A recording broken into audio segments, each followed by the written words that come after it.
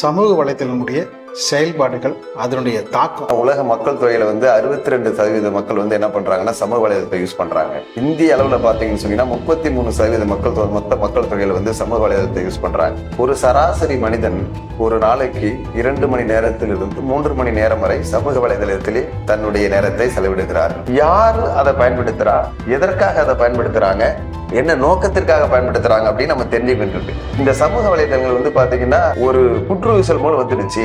ஒரு பேஸ்புக்கா இருக்கலாம், ட்விட்டரா இருக்கலாம், வாட்ஸ்அப்ல இருக்கலாம், இன்னும் பல சமூக வலைதளங்கள் பாத்தீங்கன்னா பல வகையான தகவல்கள் பரப்பிட்டு இருக்காங்க. சரியான தகவல் இருக்கு, தவறான தகவல் இருக்கு. இதெல்லாம் ஒழுங்குபடுத்தணும் அப்படின்னு சொல்லிட்டு வழக்கு போட்டாங்க. வழக்கு போடும் போது அந்த நீதிமன்றத்தினுடைய பார்வை எப்படி இருக்கு, அது உண்மையான தகவலா பொய்யான தகவலா, அது ஃபேக்குன்னு சொல்லுவாங்க, ரூமர்னு சொல்லுவாங்க ஆங்கிலத்துல, அது வதந்திகளை பரப்புறாங்களா இப்படின்னு நம்ம பார்க்க வேண்டியது இருக்கு. அதுவும் முக்கியமா சொல்லணும் அப்படின்னு சொன்னா, உங்களுக்கு எல்லாருக்குமே தெரியும் எஸ்.வி. சேகர் அவர்களுடைய வழக்கு. அந்த வழக்கு என்ன ஆயிடுச்சுன்னா, அவருடைய நண்பர் ஒரு மெசேஜ் அனுப்பிட்டாரு. அந்த மெசேஜ் அனுப்பும்போது அவர் அதை ஃபார்வர்ட் பண்ணிட்டார். சனாதன தர்மத்தை பாதுகாத்துருவேன், சனாதன தர்மத்தை ப்ரொடெக்டர் அப்படின்னு சொல்லுவோம், ப்ரொடெக்டர் ஆஃப் சனாதன தர்மா, நான் பாதுகாக்கிறவன் அப்படின்னு சொல்லிட்டு அதுல வேசி, அதாவது செக்ஸ் ஒர்க்கர் அப்படிம்பாங்க, அந்த வேசி அப்படிங்கிற ஒரு வார்த்தையை சமூக வலைதளத்தில் யூஸ் பண்ணியிருந்தாரு.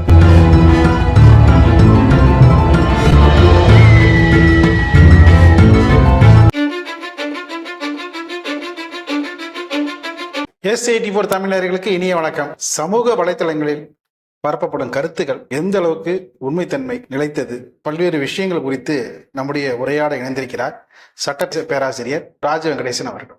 வணக்கம் சார். வணக்கம் சார். சமூக வலைத்தளங்களுடைய செயல்பாடுகள் அதனுடைய தாக்கம். சமூக வலைதளம் அப்படிங்கிறது ஒரு மனிதன் தொழில்நுட்ப வளர்ச்சியில அபரிமிதமான ஒன்று. நினைத்து பார்க்க முடியாததை நினைத்து பார்க்க வைத்ததுதான் சமூக வலைதளம். உதாரணத்துக்கு சொல்லணும் அப்படின்னா, உலக மக்கள் தொகையில 62% மக்கள் என்ன பண்றாங்கன்னா சமூக வலைதளத்தை யூஸ் பண்றாங்க. இந்திய அளவுல பாத்தீங்கன்னு சொன்னீங்கன்னா 33% மக்கள் மொத்த மக்கள் தொகையில சமூக வலைதளத்தை யூஸ் பண்றாங்க. ஒரு சராசரி மனிதன் ஒரு நாளைக்கு 2 மணி நேரத்திலிருந்து 3 மணி நேரம் வரை சமூக வலைதளத்திலே தன்னுடைய நேரத்தை செலவிடுகிறார்கள். அப்படி இருக்கின்ற பொழுது இந்த சமூக வலைதளம் ஒரு பக்கத்துல தாக்கத்தை ஏற்படுத்தினாலும், ஒரு பக்கம் நன்மையை ஏற்படுத்தினாலும், சட்டத்தினுடைய பார்வை இந்த சமூக வலைதளத்தில் எப்படி இருக்கிறது என்பதை நாம் முற்று நோக்க வேண்டும். எந்த மாதிரியான தகவல்கள் வருகின்றன, அந்த தகவலுடைய நோக்கம் என்ன, அதனுடைய சாராம்சம் என்ன, அது எதற்காக அந்த தகவல் பரிமாறப்பட்டது அப்படி என்பதெல்லாம் அதுல நம்ம நோக்க வேண்டும். அது ஒரு உதாரணத்துக்கு சொல்லணும்னா, பழைய காலத்துல மாநாட பார்த்திருப்பாங்க, பட்டிமன்றத்தை பார்த்திருப்பாங்க. அந்த பட்டிமன்றத்துல 3 மணி நேரம் 4 மணி நேரம் பார்த்துறவங்க கூட பொறுமையா போய் உட்கார்ந்து பார்த்த காலமெல்லாம் இருக்கு. ஈவன் மாநாடு எல்லாம் பாத்தீங்கன்னா அது நல்ல தகவல் பரிமாறுகின்ற பொழுது அது உட்காந்து 3 மணி நேரம் 4 மணி நேரம் பார்ப்பாங்க. அது குடும்பத்தோட போவாங்க. இப்பெல்லாம் பாத்தீங்கன்னா ஒரு தகவல்களை நல்ல தகவலை சொல்லுகின்ற பொழுது அந்த தகவல் உண்மையாலுமே நல்ல தகவலா அல்லது அது ஒரு டிரகட்டரியான தகவலா பொய்யான தகவலா இப்படி என்று ஒவ்வொரு வீடியோவும் நம்ம பார்க்க வேண்டியது இருக்கு. ஏன்னா ஒரு வாட்ஸ்அப்னு வரும்பொழுது பாத்தீங்கன்னா அந்த வாட்ஸ்அப்ல ஒரு நாளைக்கு ஒரு சராசரியா 10 வீடியோல இருந்து 20 வீடியோ 30 வீடியோ வரைக்கும் ஷேர் பண்ணிட்டு இருப்பாங்க. பாத்தீங்கன்னா நீங்க இருக்கீங்கன்னா உங்க நண்பர்கள் ஷேர் பண்ணுவாங்க, உங்க உற்றார்கள் ஷேர் பண்ணுவாங்க, உறவினர்கள் ஷேர் பண்ணுவாங்க. வாட்ஸ்அப் வந்த புதுசுலயும் நம்ம போன் வாங்க புதுசுலயும் பாத்தீங்கன்னா ஒவ்வொரு செய்தியா நம்ம என்ன பண்ணுவோம், பார்த்துக்கிட்டே இருப்போம். ஆனா அது ஒரு குறிப்பிட்ட நாளுக்கு வந்த பிறகு என்னன்னா, அந்த வீடியோ வரும், ஆனா நம்மளால பார்த்துட்டு லைக் பண்ணுவாங்க. ஆனா உண்மையாலுமே உள்ள என்ன பண்ண மாட்டாங்க, வீடியோ போய் பார்த்திருக்க மாட்டாங்க. அதன் பிறகு அது நல்ல செய்தியா கெட்ட செய்தியா அப்படிங்கிறது ஒரு மனிதன் இருந்து பார்க்கக்கூடிய நேரங்களும் இல்லை. கண்ணால் பார்ப்பதும் போய் காதால் கேட்பதும் விசாரிக்கிறது மெய். அது மட்டும் இல்லாமல் அந்த வீடியோ எந்த அளவுக்கு பார்ப்பவர்களுடைய வாழ்க்கையில் தாக்கத்தை ஏற்படுத்தியிருக்கிறது, அது உண்மையாலுமே அவங்களுக்கு தேவையா, இப்படி பல விஷயத்தை நம்ம உற்று நோக்க வேண்டியிருக்கிறது. இருந்தாலும் பாத்தீங்கன்னா அறத்தின் வழியில இன்னமும் பாத்தீங்கன்னா சமூக வலைத்தளங்களோட பொறுப்பா கையாளுறவங்க இருக்காங்க இல்லைங்களா? உங்க சட்ட பேராசிரியர் நீங்க எத்தனையோ மனிதர்கள் இருக்காங்க பொறுப்பா பொறுமையா தெளிவா அந்த சமூக வலைதளம் மூலயமா பல விஷயங்களை அவங்க தெரிஞ்சு பொறுப்போடு செயல்படுறவங்க நிறைய பேர் எவ்வளவு பேர் இருக்காங்க. ஆனா என்ன ஒரு விஷயம் அப்படின்னு சொன்னால், சமூக வலைதளம் ஆக்கப்பூர்வமாக இருக்கிறதா அறிவுபூர்வமாக இருக்கிறதா, அது சில நேரங்களில் அழிவு பாதையில் சென்று கொண்டிருக்கிறதா, இப்படி 3 விதங்கள். இது யாரு அதை பயன்படுத்துறா, எதற்காக அதை பயன்படுத்துறாங்க, என்ன நோக்கத்திற்காக பயன்படுத்துறாங்க அப்படின்னு நம்ம தெரிஞ்சுக்கிட்டு இருக்கு. ஒரு உதாரணத்துக்காக சொல்ல வேண்டும் சொன்னா, சமூக வலைதளங்கள் பற்றிய வழக்குகள் நீதிமன்றத்துல வந்துச்சு. 2021 ஒரு மிகப்பெரிய வழக்கு வந்துச்சு. அந்த 2021 வழக்குல அப்ப வந்து பாத்தீங்கன்னா தலைமை நீதிபதி சஞ்சீவ் பானர்ஜி அவர்களும் மாண்புமிகு நீதியரசர் வந்து ஹேமலதா அவர்களும் இவர்கள் வந்து என்ன பண்ணியிருந்தாங்கன்னா இந்த வழக்கை வந்து கையாண்டாங்க. அப்போ என்ன வழக்கு அப்படின்னு சொன்னா, இந்த சமூக வலைதளங்கள் வந்து பாத்தீங்கன்னா ஒரு புற்றுவிசல் மூலம் வந்துடுச்சு.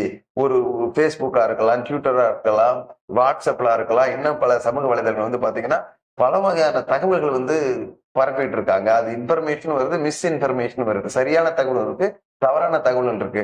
இதெல்லாம் ஒழுங்குபடுத்தணும் அப்படின்னு சொல்லிட்டு வழக்கு போட்டாங்க. வழக்கு போடும்போது அந்த நீதிமன்றத்தினுடைய பார்வை எப்படி இருக்கு?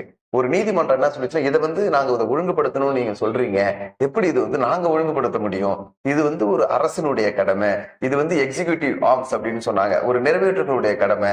இதை வந்து நீங்க கோர்ட்டுக்கு எடுத்துட்டு வந்து நீங்க வந்து இதை சட்டமா ஏற்றணும் அப்படின்னு நீங்க எங்ககிட்ட வந்து என்ன பண்ண முடியாது, நீங்க வந்து இதை கேட்க முடியாது அப்படின்னு சொல்லிட்டு அந்த பெட்டிஷன் வந்து 2021 வந்து டிஸ்மிஸ் பண்ணாங்க.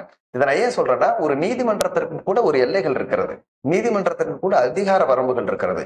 அதனால இந்த சமூக வலைதளங்கள் வந்து பாத்தீங்கன்னா அப்போது தாக்கத்தை ஏற்படுத்தியிருந்தாலும் நீதிமன்றம் வந்து அதை வந்து சரியாக வந்து அந்த வழக்கை கையாண்டு இதுல சொல்லணும் அப்படின்னு நம்ம சொன்னா அந்த இடத்துல சட்டம் அனுமதிக்கவில்லை. ஏனென்று சொன்னால் இது வந்து சட்டம் ஏற்றுகளுடைய பார்வையில் இருக்கிறதுனால் நீதிமன்றத்தினுடைய அதிகார வரம்பு அது வரைக்கும் தான் நமக்கு வந்து இருக்கும். இது வந்து சமூக வலைதளங்களுடைய தாக்கத்தை 2021 நீதிமன்றத்தில் ஏற்படுத்தியது. சமூக வலைதளத்துல ஒரு இன்ஃபர்மேஷனை நம்ம வந்து தகவல் பரிமாறுகின்ற பொழுது அது வந்து உண்மையான தகவலா, பொய்யான தகவலா, அதை வந்து ஃபேக்குன்னு சொல்லுவாங்க, ரூமர்னு சொல்லுவாங்க ஆங்கிலத்துல, அது வதந்திகளை பரப்புறாங்களா இப்படின்னு நம்ம வந்து பார்க்க வேண்டியது இருக்கு. அதுவும் முக்கியமா சொல்லணும் அப்படின்னு சொன்னா, ஒரு சமூக பொறுப்புல இருக்கக்கூடிய ஒரு மனிதர்கள் வந்து எப்படி இருக்கணும் அப்படிங்கறத பத்தி எல்லாம் நீதிமன்றங்கள் வந்து எடுத்துரைத்திருக்கிறது. 2023 ஒரு உதாரணம் சொல்றேங்களேன் உங்களுக்கு. சென்னை உயர் நீதிமன்றத்துல ஒரு வழக்கு வந்துச்சு. உங்களுக்கு எல்லாருக்குமே தெரியும், எஸ்.வி. சேகர் அவர்களுடைய வழக்கு. அந்த வழக்குல வந்து என்ன ஆயிடுச்சுன்னா, அவருடைய நண்பர் வந்து ஒரு மெசேஜ் அனுப்பிட்டாரு. அந்த மெசேஜ் அனுப்பும்போது அவர் அதை ஃபார்வர்ட் பண்ணிட்டார். அப்ப சில பேர் என்ன பண்ணுவாங்கன்னா, இப்பெல்லாம் மெசேஜ் வரும், அதை சில நேரத்துல படிச்சு பார்க்க கூட நேரம் இருக்காது. டக்குன்னு என்ன பண்றாங்கன்னா, ஒரு 10 பேருக்கு வந்து ஷேர் பண்ணுவாங்க. திடீர்னு அந்த 10 பேருக்கு நீ ஷேர் பண்ணலாம், உனக்கு நீ நல்ல நாளா இருக்காதப்பா, இன்னைக்கு வந்து இதை 10 பேருக்காவது 100 பேருக்காவது ஷேர் பண்ணணும், 100 பேருக்கு ஷேர் பண்ணாதான் உனக்கு யோகம் வந்து நல்ல யோகம் இருக்கும். அப்போ அந்த வழக்கில் என்ன ஆயிடுச்சுன்னா, அவருடைய நண்பர் வந்து டெய்லியும் ஆன்மீக சம்பந்தமான விஷயங்களை தான் வந்து ஷேர் பண்ணியிருக்காரு அப்படின்னு அதுல சொல்லப்பட்டிருக்கிறது. ஒரு நாள் அவர் ஷேர் பண்ணக்கூடிய இன்ஃபர்மேஷன் வந்து பாத்தீங்கன்னா, மீடியா ஜேர்னலிஸ்ட், விமன் ஜேர்னலிஸ்ட் இவர்களை எல்லாம் வந்து தாக்கி பேசுவதாக, அவர்களை எல்லாம் அவமரியாதையாக பேசுவதாக ஒரு கண்டென்ட் வந்து அதுல இருந்ததாக குற்றம் சாட்டப்பட்டிருக்கிறது. இவர் உடனே அதை ஃபார்வர்ட் பண்ணிட்டாங்க. ஃபார்வர்ட் பண்ண உடனே என்ன ஆயிடுச்சுன்னு சொன்னா, அது மற்றவர்களுக்கு என்ன, ஒரு சமூக பொறுப்புல இருக்கவங்க வந்து அது யாரா இருந்தாலும் சரி, ஒரு மெசேஜ் வருது அப்படின்னு சொன்னா அதை படிச்சு பார்த்து உண்மையாலுமே அது ஒரு இம்பாக்ட் கிரியேட் பண்ணுமா, ஒரு விளைவுகளை கிரியேட் பண்ணுமா அப்படின்னு பார்த்துட்டு தான் நம்ம என்ன பண்ணணும், அதை வந்து ஃபார்வர்ட் பண்ணணும். அப்ப ஃபார்வர்ட் பண்ண உடனே அவர்கள் எல்லாம் வந்து ஒரு போராட்டம், ஆர்ப்பாட்டம் இதெல்லாம் வந்து பண்ணாங்க. அந்த நேரத்துல வந்து பாத்தீங்கன்னா, மாண்புமிகு நீதியரசர் நீதிபதி ஆனந்த் வெங்கடேஷ் அவர்கள் வந்து அந்த வழக்கை விசாரிச்சாங்க. ஏன்னா நீங்க காவல்துறை சைடும் அதுல நம்ம பாத்தீங்கன்னா கடுமையான பிரிவுகள் வந்து எஸ்.வி. சேகர் அவர்கள் மீது வந்து வழக்கு தொடுக்கப்பட்டது. ஒரு பேசுறது, அந்த சமூக வலைதளத்தில் வரக்கூடிய மெசேஜிங்னு சொல்லக்கூடியது, துணுக்குகள்னு சொல்லக்கூடியது வந்து அதை இன்னும் மற்றவங்களுக்கு வந்து பரிமாறுறது, ஃபார்வர்ட் பண்றது, இது எல்லாமே வந்து விரிவாக வந்து அதை எடுத்துரைத்தாங்க. அதுல வந்து பாத்தீங்கன்னா காவல்துறை வந்து வழக்கு போட்டாங்க. அப்ப இருக்கக்கூடிய இந்திய தண்டனை சட்டம் பிரிவு 504, பிரிவு 505 பிரிவின் கீழும், பிரிவு 509 பிரிவின் கீழும், அது மட்டும் இல்லாமல் செக்ஷன் பிரிவு 4 தமிழ்நாடு ப்ராகிபிஷன் ஆக்ட் அப்படி செக்ஷுவல் ஹராஸ்மெண்ட் ஆக்ட் அப்படின்னு சொல்லக்கூடிய அந்த ஆக்டின் பிரகாரம் கூட என்ன பண்ணாங்கன்னா வழக்கு போட்டாங்க. அப்படி போடுகின்ற பொழுது இப்ப இருக்கக்கூடிய அந்த பிஎன்எஸ்ல அந்த பிரிவு வரும்னா பிரிவு 352, 353 சொல்லுவாங்க. யாருக்குமே அந்த ஒரு விஷயத்தை ஷேர் பண்ணுகின்ற பொழுது அது வந்து பொது அமைதியை பாதிக்கின்ற பொழுதோ, சட்டம் ஒழுங்கு பிரச்சனை ஏற்படுகின்ற பொழுதோ, மக்களுடைய மனதை பின்படுத்துகின்ற பொழுது இருக்கக்கூடாது.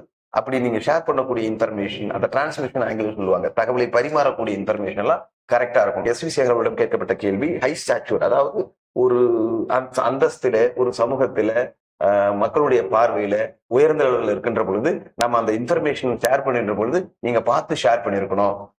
அதனால நாங்க இந்த வழக்குல வந்து என்ன பண்ண மாட்டோம், முதல் தகவல் அறிக்கை பதிவு செஞ்சதை நாங்க வந்து தள்ளுபடி செய்ய மாட்டோம், நாங்க வந்து அதை குவாஷ் பண்ண மாட்டோம் அப்படிங்கறத வந்து தெளிவா அதுல சொல்லியிருந்தாங்க. இதை ஏன் சொல்ல வரேன்னா, நமக்கு பொறுப்பும் இருக்கணும், அதுல கடமை இருக்கணும். அதுல இந்த மாதிரி இன்னொரு வழக்கு இருக்கு. அதாவது வந்து பாத்தீங்கன்னா, ஸ்ரீரங்கத்தை சேர்ந்த ஒருவர் என்ன பண்ணிருந்தாரு அப்படின்னு சொன்னா, ஒரு சமூக வலைதளத்துல பேச ஆரம்பிச்சிருந்தார். என்ன பேசினார் அப்படின்னா, நான் வந்து சனாதன தர்மத்தை பாதுகாத்து வருவேன், சனாதன தர்ம ப்ரொடெக்டர் அப்படின்னு சொல்லுவோம், ப்ரொடெக்டர் ஆஃப் சனாதன தர்மா, நான் வந்து பாதுகாக்கிறவன் அப்படின்னு சொல்லிட்டு அதுல வந்து வேசி, அதாவது செக்ஸ் ஒர்க்கர் அப்படிம்பாங்க, அந்த வேசி அப்படிங்கிற ஒரு வார்த்தையை வந்து அந்த சமூக வலைதளத்துல யூஸ் பண்ணியிருந்தாரு.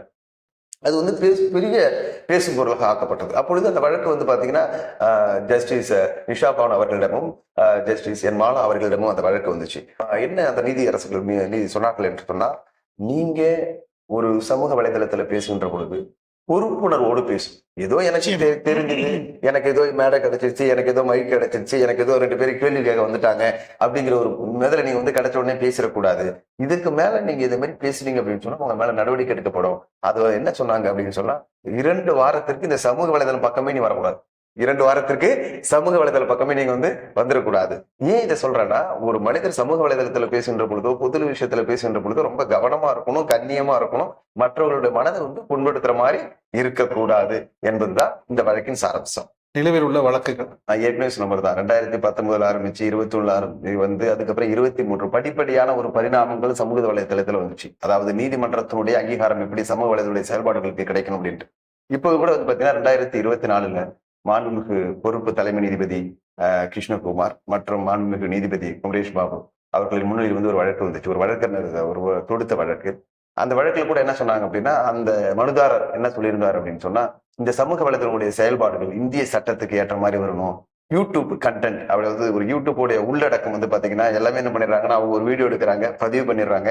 அதனுடைய சாராம்சம் என்ன, அதனுடைய உண்மைத்தன்மை என்ன, அதனுடைய வதந்தியா, உண்மையாலுமே அவங்க சொல்றது எல்லாமே உண்மையான செய்தியா, இப்படிங்கிறதுலாம் சட்டத்திட்டங்கள் இருக்கணும் அப்படிங்கிற மாதிரி வந்து நீங்க வகுக்கணும் அப்படின்னு சொல்லிட்டு மத்திய அரசாங்கத்திற்கும் மாநில அரசாங்கத்திற்கும் வந்து அதனுடைய உத்தரவுகளை கொடுக்கணும் அப்படின்னாங்க. ஆனா அந்த மனுவில் என்ன ஆயிப்போச்சு அப்படின்னா, மத்திய அரசாங்கத்தை பார்ட்டியா சேர்க்கல, மாநில அரசாங்கத்தை சேர்த்திருந்தாங்க. அப்போ உடனே நீதிமன்றம் என்ன சொல்லிச்சீங்கன்னா, இதுக்கு வந்து மத்திய அரசாங்கத்தையும் நீங்க வந்து ஒரு நபரா சேர்க்கணும். அதுல சட்டம் இருக்கு. 2021 வந்து பாத்தீங்கன்னா information technology intermediate guidelines digital media ethics 2021 ஒரு ரூல்ஸே இருக்கு. இதாவது தகவல் தொழில்நுட்ப சட்டத்தினுடைய அடிப்படையை வைத்து 2021 அதை வந்து மத்திய அரசாங்கம் வந்து கொண்டுட்டு வந்தாங்க. இப்போ வந்து பாத்தீங்கன்னா அந்த வழக்குல கூட சில விஷயங்கள் வந்து சொல்லியிருக்காங்க. எப்படின்னா மீடியா ட்ரையல், ஒரு விஷயத்த வந்து நம்ம வழக்கு எடுக்கிறதுக்கு முன்னாடியே தனிப்பட்ட முறையில ஒரு 2 பேர் சேர்ந்து ஒரு வீடியோக்குள்ள ரெக்கார்டிங் பண்ணி இந்த பக்கம் ஒரு தனி வழக்கு ஓடிட்டு இருக்கும். அது வந்து நீதிபதியுடைய அவருடைய தாக்கத்தை வந்து அந்த நீதிமன்றத்துல வந்து அந்த நீதிபதிகள் மைண்ட்ல வந்து ஏற்படுத்துமா, அப்படி இல்லைன்னா இவங்க எப்படி தனியாவே வந்து ஒரு மீடியா ட்ரையல் மாதிரி தனியா வச்சு அந்த வழக்கை வச்சு என்ன பண்ணுவாங்க, தீர்ப்பு இவங்க கொடுக்க ஆரம்பிச்சிருவாங்க. இது வந்து ஒரு நல்ல ஒரு அணுகுமுறை இல்லை அப்படிங்கிற முறையில கூட வந்து என்ன பண்ணாங்கன்னா அதை சேர்த்திருந்தாங்க. அது மட்டும் இல்லாம அபட்டார் அப்படிங்கிற ஒரு வார்த்தை, அதுல என்ன சொல்லியிருந்தாங்க அப்படின்னா, ஒரு விஷயத்த நான் வந்து ஒரு பேசி ஒரு யூடியூப்ல வந்து நான் அப்லோட் பண்ணி பண்றேன்னு சொன்னா, அந்த இன்டர்மீடியட்ஸ் சொல்லக்கூடிய அந்த யூடியூப்பா இருந்தாலும், ஃபேஸ்புக்கா இருந்தாலும், ட்விட்டரா இருந்தாலும், வாட்ஸ்அப்பா இருந்தாலும், அவர்களும் அதற்கு உடைஞ்சதா, ஏன் வந்து அவங்களும் அதை வந்து கரெக்டா வந்து மானிட்டர் பண்ணல அப்படிங்கிற விஷயத்தையும் கொண்டு போனாங்க. ஏன்னா அந்த மானிட்டரிங் பவர் இருக்கு. இதை வந்து நம்ம சென்னை உயர்நீதிமன்றம் வந்து பல வழக்குகள்ல வந்து சொல்லியிருக்காங்க. அந்த இன்டர்மீடியட்ஸ் சொல்லக்கூடிய ஃபேஸ்புக்கோ, வாட்ஸ்அப்போ, ட்விட்டரோ ஒரு குற்றம் நடக்குது, பர்டிகுலரா வந்து தகவல் தொழில்நுட்பம் சம்பந்தப்பட்ட விஷயம், சைபர் கிரைம்னு சொல்லக்கூடிய விஷயம் நடக்குது அப்படின்னு சொன்னா, அந்த இன்டர்மீடியட்ஸ் அதாவது ஃபேஸ்புக்ல இன்ஃபர்மேஷன் கேட்பாங்க, யார் அப்லோட் பண்ணலாம், என்ன பண்ணலாம் அப்படின்ட்டு. அதுல வந்து பிரிவு 3 உட்பிரிவு Fல தெளிவா சொல்லியிருக்காங்க. 72 மணி நேரத்துக்குள்ள அவங்க வந்து அந்த தகவலை வந்து இன்டர்மீடியா குடிக்கணும். அப்போ வந்து என்ன பண்ணாங்கன்னா, கோர்ட்டு சொல்லிச்சு, நீங்க வந்து ஒழுங்கா வந்து கோஆபரேட் பண்றது இல்ல, நீங்க தகவல் சொல்றது இல்ல. யாருக்கு? இன்டர்மீடியட்ஸ், அதாவது அந்த ஃபேஸ்புக்கோ ட்விட்டரோ, அதுக்கு கூட ஒரு சட்டத்திட்டங்களை வந்து வகுத்து வச்சிருக்கிறாங்களே ஒழிய, ஆனா எந்த அளவுக்கு இருக்கு அப்படின்னு சொல்கின்ற பொழுது அந்த உயர்நீதிமன்றங்கள் வந்து அதை வார்ன் பண்ணாங்க. நீங்க வந்து பண்றது சரியில்லை, நீங்க வந்து டைம்லி மேனர் அப்படி கேட்ட உடனே அந்த காலக்கெடுக்குள்ள நீங்க கொடுத்து எங்களுக்கு வந்து உதவி பண்ற மாதிரி இருக்கணும் அப்படின்னு வந்து அதை சொன்னாங்க. அதன் பிறகு வந்து பாத்தீங்கன்னா, நமக்கு படிப்படியாக வழக்குகள் வருகின்ற பொழுது அரசாங்கத்துக்குடைய கடமைகள் என்ன அப்படிங்கிற வந்து நீதிமன்றம் சொல்லியிருக்கு. அந்த அரசாங்கம் தான் வந்து இதை பண்ணணும் ஒழிய ஒரு நீதிமன்றம் வந்து ஒரு வழிகாட்டு தான் சொல்ல முடியும். இது வந்து இதை செய்யலாம், சட்டத்துல வந்து இது நீங்க செஞ்சா நல்லா இருக்கும் அப்படின்னு சொல்ல முடியும். அதை தாண்டி வந்து நாங்க வந்து இது பண்ண முடியாது அப்படிங்கறது வந்து அவங்க தெளிவா சொல்லியிருந்தாங்க. ஒரு நெறியாளர் ஒரு கேள்வி கேட்கிறார், விருந்தினர் உங்களை போல விருந்தினர் பதில் சொல்றாங்க. இப்ப நெறியாளர் கேட்ட கேள்விக்கும் இப்ப விருந்தினர் சொன்ன பதிலுக்கும் அதுல ஏதாவது 2 தரப்புல குற்றம் இருந்ததுன்னா நம்ம நீதிமன்றத்தை நாடலாமா? நீதிமன்றத்துல எத்தனையோ வழக்குகள்லாம் இருக்கு. அதாவது நீங்க ஒரு கேள்வி கேட்கின்ற பொழுது அந்த கேள்விக்கு என்னுடைய பதில் என்ன இருக்குன்னு உங்களுக்கு ஏற்கனவே